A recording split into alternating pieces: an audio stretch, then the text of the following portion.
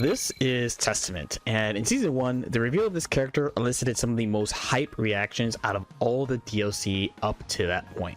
And rightfully so. After all, while Testament is a long-time member of the Guilty Gear franchise, they were not included in Guilty Gear Xrd, the previous iteration of the series. So, before they released Testament, it has been almost a decade since Testament had been in a Guilty Gear fighting game. And on top of that, the previous iteration, Guilty Gear Accent Core Plus R, Testament is considered to be an extremely powerful character, a definitive top tier of the game. At that time, in Guilty Gear Strive Season 1, the game felt very rushdown heavy, and people were really happy to see a defensive character be added to the game. But if you look at tournament results over the years, this character has not had much of an impact on the competitive aspect of the game. In fact, there have been 115 major offline tournaments for Strive since Testament's release. And in that time, Testament has only played 9 matches in top 8 finals. Not sets, individual games. So what could have possibly happened to Testament to make them go from a game-defining character in Guilty Gear Accent Core and Accent Core Plus R to basically a competitive afterthought in Guilty Gear Strive? To figure this out, first we have to look at Testament's design. Respectfully, of course. Previously, Testament was a trap character. The character would set various invisible spiderwebs and tree traps, along with a slow-moving skull curves and a powerful projectile called EXE Beast, which doesn't go away when you hit Testament. These traps, along with powerful conversion ability, setups, and mix-ups position the character as a well-established top tier. In Guilty Gear Strive, however, Testament leans way more into being a traditional zoner. Gone are the invisible traps and EXE Beast. Instead, they get Grave Reaper. This is a chargeable projectile that causes a slow skull to come at the opponent, and Testament can use this on the ground and in the air. Testament also has other variants as well, so there's this anti-air variant that Testament can do on the ground, and an airless ground variant they can do in the air. Testament also has a high-low projectile and arbiter sign, as in this one you have to block low, and this one you have to block high. And also, by the way, I lied, as this is actually not a projectile. But anyway, sorry for the actually moment. Finally, there's Unholy Diver. And this move is more commonly called Crow. And both on block and on hit, it puts this purple mist on you called Stain State. Now, if Testament gets another hit here, the stain will pop. On hit, this leads into a combo. And depending on how you do your combo, you might be able to combo into the Crow again to keep the offensive situation up. The special moves are combined with pretty good normals. Testament has big kicks that could be used to preempt the opponent in mid-range, and they also have a large far slash, something you would kind of expect from a zoner. To preempt in mid-range, they could also use 2H, which has surprisingly low recovery, and their massive 6P, which can be safely cancelled into Fireball or Crow, depending on the situation. Where Testament really stands out is how slippery they are as a zoner. The character is surprisingly fast and has a faster than average backdash, which Testament can use to escape pressure and reposition themselves. Another thing Testament can do is teleport in this version. So when Testament does a fireball, it ends with this little succubus that ends up on the screen. And Testament can choose to teleport to this succubus, or they can also fake you out.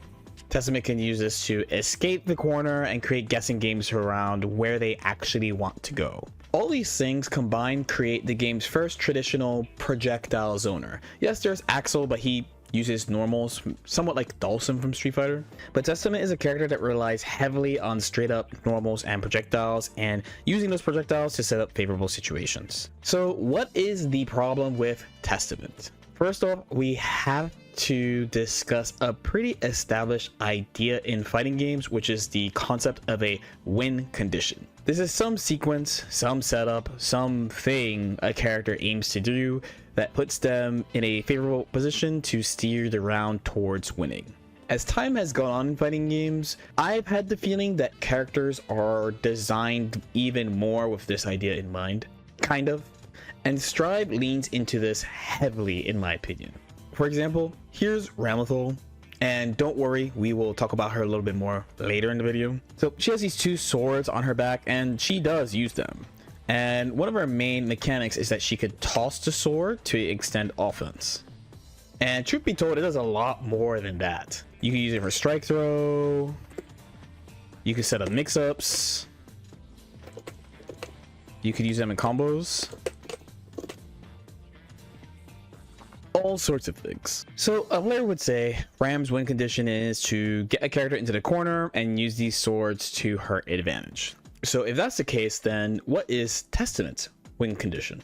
Well, looking at Testament's concept, the character can use fireballs to set up a favorable situation using Stain. And here is the first problem. Essentially, Testament has to follow this path, like a series of steps, in order to get the situation they actually want. So you have to make them block this move to get access to the Stain. But in order to do that, the opponent either needs to jump into it for some reason, or you need to do the crow, and then before it returns, as you can see, it's lower than normal when it comes back to Testament, do it again and have that connect. Or the most common and by far most realistic option out of the three, you do this fireball first and the crow will track to where the succubus is. This type of sequencing is considered slow by this game standard. And I typically refer characters that have to do this type of thing, X step character. So in this case, Testament would be like a 2-step character. As in, the character has to do something first, usually a pretty big thing that they have to go out of their way for before they get to do the thing they actually want. Going back to Ramlethal, typically the pattern that she wants happens in the corner, but you'd be surprised how often she gets access to these type of sequences. For example, she gets a good amount of corner push and a hard knockdown off this combo, which is off one of her best buttons, Far Slash. Sometimes just blocking a random normal attack is enough to get the situation. Not to mention, after a wall break where the opponent is closer to the corner than normal already, which means she can just get started right away with what she wants to do. While Testament has mods that can set this up favorably, the overall flow of the match makes it slower compared to a lot of characters, and this time really matters, as one mistake can put them in a big disadvantage. This has been Testament's #1 problem since their release, in my opinion, and not for nothing, the developers have tried to do things to fix this. But then the other big problem is actually a result of this patch. Guilty Gear Strive 2.0 is overall a nerf patch, both from a system perspective and a character perspective. The concept, which the developers shared in the patch notes, is around bringing the overall power level of the game down, sort of to start a new baseline to rebuild characters off of. And from a character perspective, you would expect them to nerf all the characters. Really strong, powerful tactics that are really hard to counterplay unless you have a lot of knowledge about the game or you guess right, with lots of risk attached to it. And then maybe tweaking things about weaker characters to kind of bring them up to this line. But Testament, man. So every character got hit by universal system changes. I made a video about how the universal system changes affects all the characters in the game if you want to check that out. I released that pretty quickly after the Strive 2.0 patch actually dropped. And the thing is with Testament is that this character has received a nerf that does fall in line with some other characters got, but I think it affects the character a lot. And the combination of these system changes and then also these nerfs that other characters got, I think just really affects Testament specifically, and is going to lead to another year of Testament not really being that present in competitive Guilty Gear. So an example of a system change, a universal change that all characters got, that Testament also got, would be the change to 2K, and specifically low profile 2K. So this kick is fast and long, and it's a low profile, so there were cases where it could go under horizontal pokes, actually a lot of cases. It used to go under all sorts of things, like Kai's stun edge, for example. This helped the character feel fluid, giving them a good mid to close range approach to balance with other moves like their 2S and Far Slash, along with backdash. Players that would go out of their way to fight this would have to worry about moves like Testament's 2H or Testament backing off to set up fireballs. That being said though, this is a universal system change, so while this is sad and affects the character, it also affects all other characters that have attacks like this. The main hit to Testament comes from direct nerfs to their previous, I guess, win condition. Remember this move? Unholy Diver, Crow. This move got nerfed. This move got a lot of nerfs, actually. So first would be the change of the attack level from 2 to 0. Basically, Guilty Gear, and by extension, basically every ArcSys fighting game, has a system going on behind the scene to inform the game of how much block stun, hit stop, different attacks have. We call this the attack level system.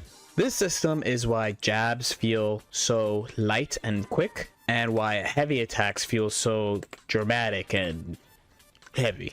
The attack level system at lowest is level 0 for the least amount of these values, and 4 for the highest amount of these values. So lowering the attack level from 2 to 0 reduces the amount of block stun and etc. that Crow has. This alone would be annoying, but fine. But there's more to talk about. The next big change to Crow would be about the frame advantage of the move, and it's listed specifically at point blank range. Previously, it used to be +1 point blank. So if it was +1 here, then it would be more and more and more advantage as Testament gets further and further away from the opponent. But now it's listed as -12 on its first active frame. Now hold on, you might be a little bit confused by this one because the game shows that Testament is -10, which is still bad, by the way. This is still punishable by like whatever, but what the game is talking about is immediately after this, the first active frame. Meaning in practice, it's actually pretty rare it's going to be -12, but that doesn't change the fact that it's going to be minus on block in general and easy to punish. This is combined with a recovery nerf to the move, adding more disadvantage to Crow. Finally, they made the Crow not a hard knockdown again, so this actually reverts a change they made to Testament in the past, where they made it a hard knockdown to try to help Testament get more access to offense and mix-ups. Now, the pain of these nerfs, I have to explain this in steps. So first off, Testament's match flow tends to be throw a fireball, throw Crow, do something with Stain, repeat. So the Crow is disadvantaged here now, which makes it a lot harder to actually get the follow-up normal that you want, where previously you'd be able to push the situation. Many people would say that this thing is not a big deal, and normally I would agree, but in Testament's case, again, they have to do something else first to set up the thing they actually want, and that thing is generally disadvantageous. I do think the intent here is, well, it's advantageous if you do it in neutral, like from way over here, which is kind of true. But I feel like this means that Testament has to win neutral twice. The thing is, though, the Crow nerfs combine with a nerf to the Stain state itself, where the hit stop of the move got reduced from 14 frames to 7 frames. So what that means in English is that also popping the Stain is not as advantageous as it used to be.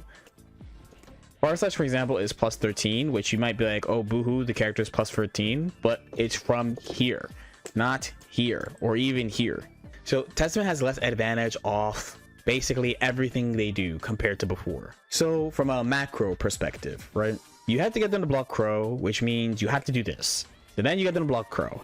Then you have to pop Stain, but it's not that easy to actually do much more besides set up another fireball, which means you have to set up another Crow. And your opponent is not standing here watching you do this. It can be difficult to get anything off this Stain besides pulling up or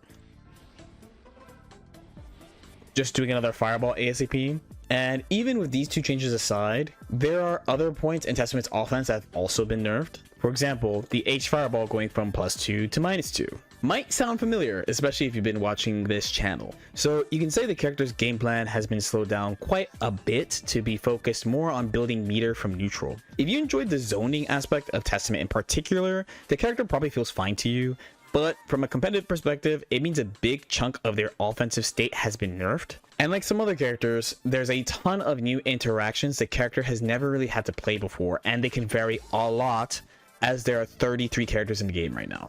And if you haven't guessed, this much variance in tournament, especially new variance, is not that great.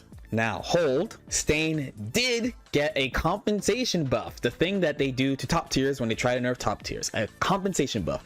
What could they have possibly given to Testament to encourage people to try the character out, switch to the character, and maybe change up the competitive meta? Well, Testament has the ability now to stack Stain. 2 stains, in fact. What does this look like? Yep. And how do you access this, you might ask? Is there a upgraded version of Crow that you do? No, of course not. You have to do a fireball, and then do Crow, and then do another fireball, and then do another Crow, and then you do it. When you do this, you do get significantly more frame advantage, but it takes so many steps to actually get this off that people don't really use this, to my knowledge. It's things like this that really are the reason why people don't use Testament. The big pain is Testament often gets compared to Ramlethal, as they both have excellent mid-range pokes, amazing 6p anti-airs, and strong looping offense in the corner. So really it baffles me that they find a way to nerf Testament while Ramlethal gets away with it for another patch. The only way I can even kind of justify this is back in season 4, the developers of Guilty Gear shared a goal where they were really trying to make changes to characters instead of systems to make each individual character feel more unique. And I really did think part of this is from how people say, what's the point of playing this character when you could just play this character? It's like the same but better. In my personal experience on the launch of Guilty Gear Strive, when I was maining Milia, people would say this about Chip all the time, like, why would you play Milia when you could play Chip? It's the same character, just way better. And Testament was always one of these character pairs of like a lesser character versus a better character doing the same thing, and was routinely compared to Ramlethal. And to be honest, in season 4, I actually thought they did a pretty good job making those two characters, and to a greater extent, all the characters in the game feel like you had to pick that character to do that thing that they wanted to do. So I had the thought that guiding Testament to be more of a pure zoner rather than zoning into plus frames would make them stand out more compared to the rest of the cast as far as an archetype, as there's a few characters that are zoners that go from doing projectiles from full screen to being plus in your face. But if that was the goal, then that comes at the cost of a bunch of nerfs. And in a patch where you see a bunch of people talking about different characters, thinking about swapping, all because of these sweeping changes, along with longtime top tier surviving yet another patch, this is pretty much why people don't play Testament. Okay, so I know there was other issues this character had after Strive 2.0 dropped. When I talked about Alba, I really wanted to focus on what I felt like was the most important macro things about the character. One example is actually with Crow. We'll try to find a clip of it, but the Crow is I don't know if it's that the Crow is drunk or it's just too small. It would just randomly whiff a lot, and Testament players were complaining a lot about it. But I heard they fixed that in the recent patch that fixed the HC block string infinite. And I wanted to use this video as an opportunity to talk about Testament's general problem, because this has been an issue I feel like since the character has come out, and the character is a season 1 DLC. So like you saw at the beginning of the video, Testament has been out since 2022 and it's 2026. So the character is 4 years old, has had the same basic problem since the character has come out. But yeah, let me know how you guys feel. If you have any questions or comments, definitely feel free to leave them in the comment section below. If you're interested in coaching from me, I do coaching over on Metafy at metafy.gg/LordKnight. We also do free and paid content over on Patreon, patreon.com/LordKnight.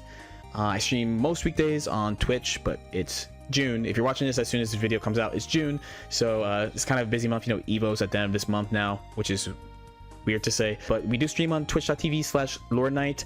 And if you don't like Twitch for some reason, I also stream on YouTube on this channel, so you can watch here too if you want. And we hang out, practice the game, and also make content for my second channel, LordKnight Chronicles. Like and subscribe if you guys feel like it. I'll see y'all next time. Peace out.